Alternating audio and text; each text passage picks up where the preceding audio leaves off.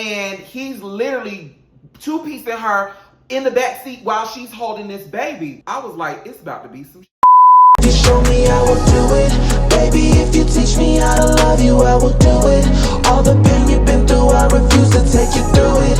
Baby, if you teach me how to love you, I will do it. I promise I'll prove it. Such a alien pain. What's up, cousins, and welcome back to the channel. It's your boy, your bro, your favorite cousin, DJ the Singer, and I am back with another story time. If you're returning, welcome, welcome, welcome back. If you're brand new here, hey cousin, go ahead and hit that like button, go ahead and hit that subscribe button, and go ahead and turn on your notifications so you can be the first to be notified when I drop new content. Because you already know it's no channel like mine, period. So did y'all enjoy my last story? You know the one about my ex-roommate that I no longer know? I don't know her. The one that left me in $5,000 worth of debt?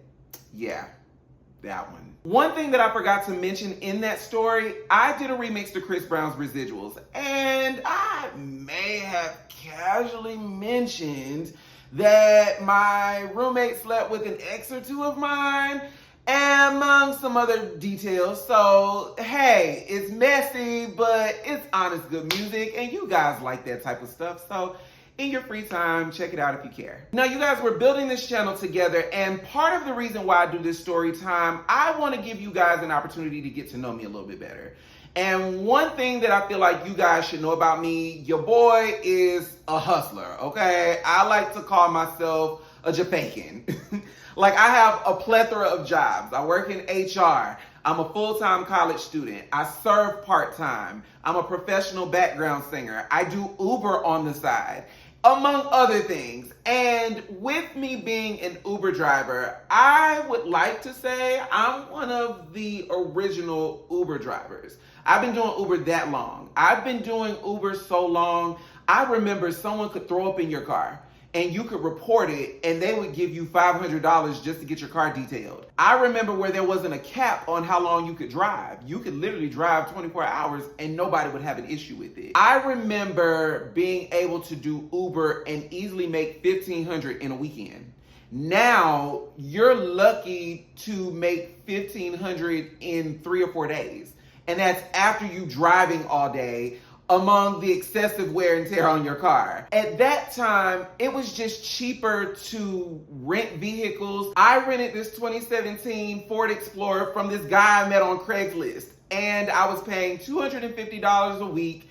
And at the time, it made sense, but when I think about it now, it was a waste of money. That was money that I could have saved to buy my own vehicle. But hey, listen, the insurance was cheap and the guy that I rented the car from was paying for it. So hey, I didn't have to come out of pocket. But with that being said, being an Uber driver this long, I have seen a lot of stuff. I've had plenty of deer jump in front of my car. I've had people break up and make out in my back seat. I've had celebrities in the back seat of my car. I've given advice. I've seen people get divorced. I've literally had a lady try to sell me a literal bag of dog shit from the back seat of my car. And these are all stories that I will tell you guys at some point or another. But the story I'm gonna tell you guys tonight is a story that is so bizarre, I had to come on here and tell you guys because my own family didn't even believe it when I told it. The story takes place March 16th of 2019, and I only remember that date because that's the timestamp that's on the photo. It was around 12 a.m., 12:15 in the morning. I'm in Camp Creek. I am ready to go home. I've been driving since I got off of work, and it's about 35 minutes away from my apartment. So I got a little ways, so I'm like, whatever ride I'm gonna get while I'm out here, I'm at this gas station. Once I get in this car, if I don't have a ride, we gonna truck it on home. Well, I get a ding from the movie theater in Camp Creek Marketplace. And when I pull up, it's this girl, her boyfriend seemingly, and their 7-month-old baby, okay? Now, these kids couldn't have been older than 21. I'm gonna get to that. Y'all ain't dead yet? Sorry, y'all. It's these cicadas. Like, they're interrupting me while I'm trying to tell my story. They shut up now. Anyway, The baby mama is putting the baby in the back seat. She's fussing at the baby daddy, asking him to put the stroller in the trunk. He's fussing back at her, talking about, you put it in the trunk yourself. Why you can't put it in the trunk? And next thing I know, after she straps the baby in, all I hear is, and I turned and looked. I was like, it's about to be some shit. Baby daddy gets in the front. She gets in the back seat. The baby is screaming and crying as we pull off. We get on the highway.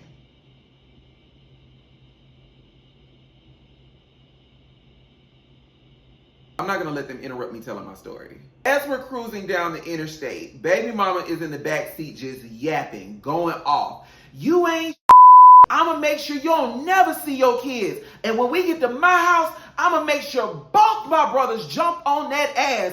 And I can't lie, I had to chuckle a little bit because it reminded me of that scene from the barbershop film with Vanessa Fraction when she walks in the barbershop. And she's like, I got an axe. I'ma get both my baby daddies to bounce on that ass. I got a sword, I got an axe, a box of bullets, and I'ma get both of my baby daddies to jump on that ass. Damn.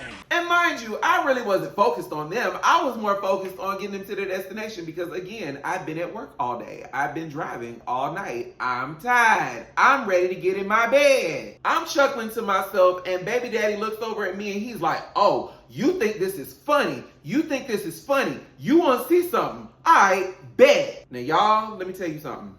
I don't respond to threats well. And whenever I tell somebody I bet or duly noted or cool, you've already sealed your fate with me.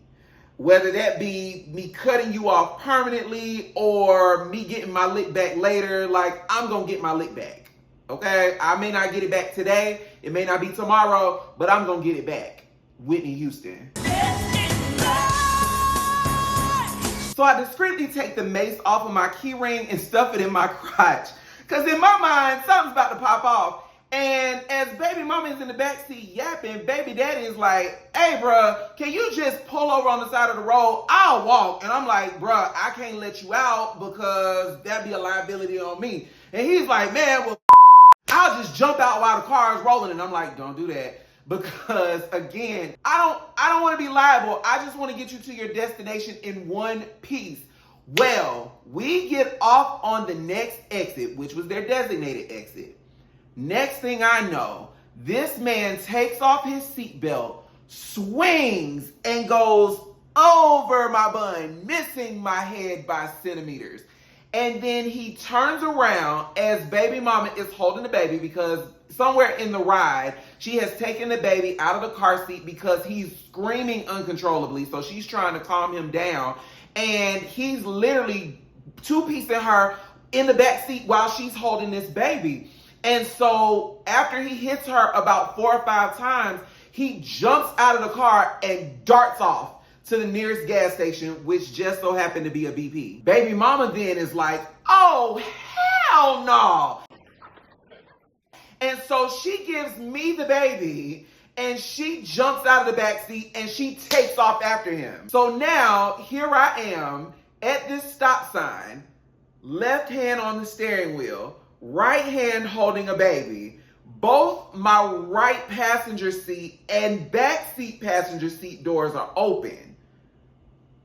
Bruh, what is really going on? So I then pull into this gas station and I park the car and I'm still holding this baby. As you guys can see in this photo, this is literally the only proof that I had because I was like, nobody's going to believe this story. Nobody is going to believe that any of this craziness happens to me. As I'm getting out of the car, the security officer is sitting on the baby mama because at this point she has tried to physically assault her baby daddy, who has now run inside the gas station like a punk.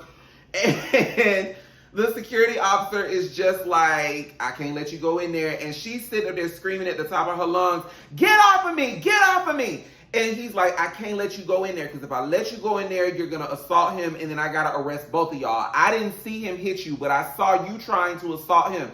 You guys, let me just say, it is absolutely crazy how this justice system goes, how they pick and choose what they're going to respond to and how they're going to go about responding to it. That's a whole other conversation for another day. But, you know, he's just like, if I get off of you, like, you can't go in there and assault him or else I'm going to arrest you. And I looked over at her and I was like, and considering that I'm holding your brand new baby, you might want to think long and hard about the choice that you're about to make.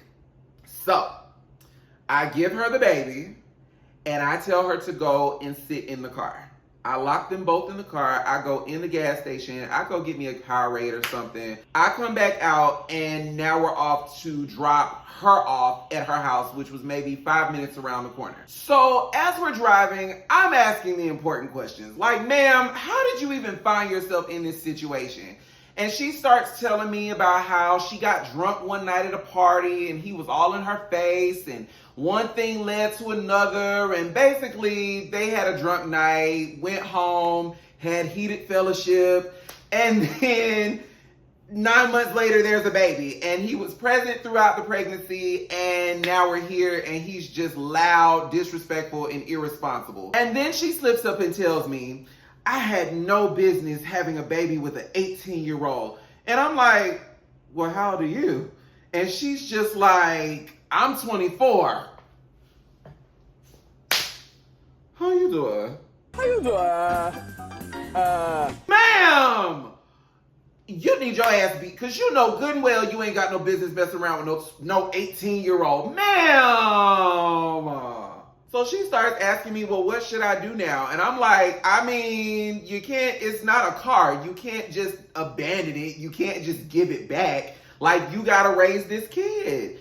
And I, as someone who was raised in a household of love and knowing that I was wantedness, like, you just got to make better decisions. If he's abusive, if he doesn't take care of your son, I personally would not let him be around my kid. But that's just me, you know, everybody's not me. It was chaotic, to say the very least. And yes, her two brothers were outside ready to bounce on that ass when she got home. And before she got out of the car, she's like, you look really familiar. And I'm like, me? And she's like, yeah. She's like, don't you sing? And I was like, no, a little something. Yeah. And she's like, you know K. Michelle. You were at the K. Michelle audition when they were filming Love and Hip Hop. And I'm sitting there at the steering wheel like, she's like, oh my gosh, I know a famous person. And I'm sitting there like, I'm not famous yet, but you can say that you've met me once upon a time. And that is one of my bizarre Uber stories that you would have had to be there in order to believe it. You guys, I have plenty more Uber stories coming, so definitely stay tuned. If you like this story and my other content, go ahead and hit that like button. I don't know what you're waiting on. Hit that subscribe button, turn on your notifications so you can be the first to be notified when I drop new content, because like I said, ain't no content like mine. And while you're at it, share this video if you care. I am your boy, your bro, your favorite cousin, DJ the Singer. Until next time, you guys be safe, stay far away from haters, they make you itch.